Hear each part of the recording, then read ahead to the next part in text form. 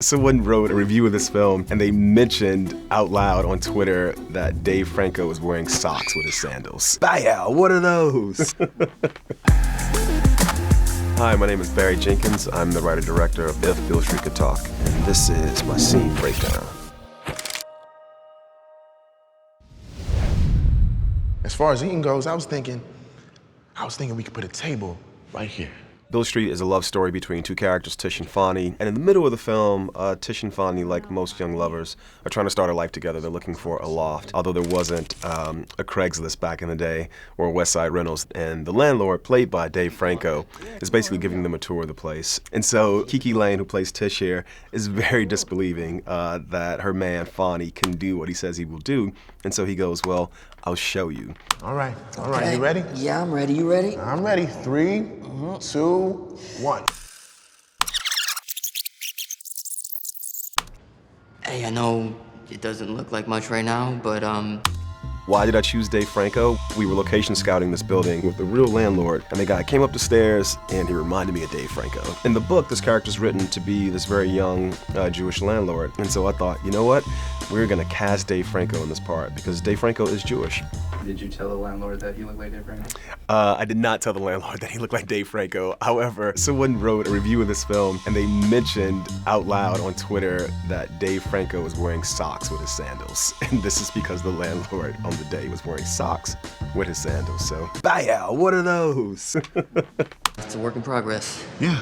See, Tish, it's not done. It's a work in progress. And I remember reading the book, which is set in the early 1970s, disbelieving that a guy who's a short order cook could look for a loft in essentially Soho.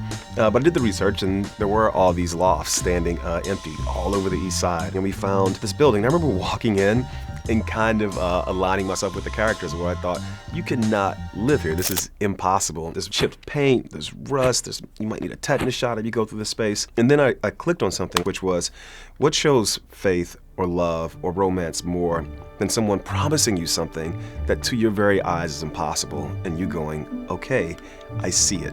Where my mama and them gonna sit? Easy. Look, I put a couch right over here. In this moment, the camera begins to go around the room. And what I love about this moment, too, is Fonny sends the camera on its journey. And as we were location scouting, James, Laxton, and myself, and the cinematographer, we just started walking around the space. And I don't know, I kind of love it when the experience of watching a film is as immersive for the audience as it is for the characters. And so I thought, yeah, we're going to take our camera and we're going to literally go around at all these spaces. And so by the time the camera comes back to her, now she's all smiles. And so it was one of those moments where, had we not location scouted, I don't think this thing with this swirling camera would have been in the film, you know? Where is the crew? The sequence that just played right there, I'm gonna go back and rewind it a little bit.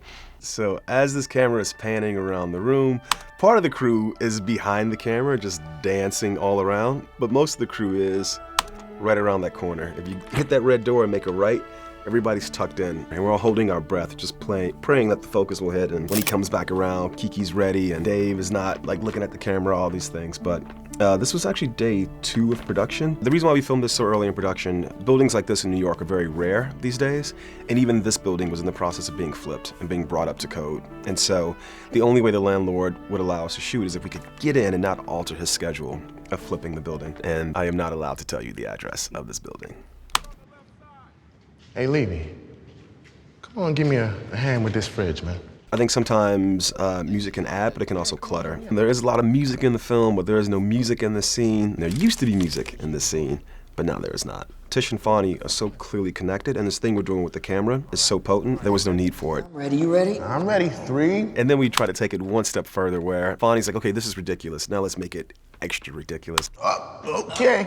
All right, you good? Yeah, I'm good. All right, Okay. slowly now. Okay. Careful. All right, why am I straining more than you? Tish's wardrobe, her hair, everything about her characterization in this film, it's a combination of a few things. One, it's a fidelity to the source material. Mr. Baldwin wrote this character in just a very lush and loving way. When we cast Kiki Lane, I also was in love with the way she moved, you know, with the quality of her skin, the quality of her hair. And so when we have visions like this in these flashouts, I don't call them flashbacks because I think memory is very present. Those are an extension of her memory, and she's remembering those things in a very elevated way.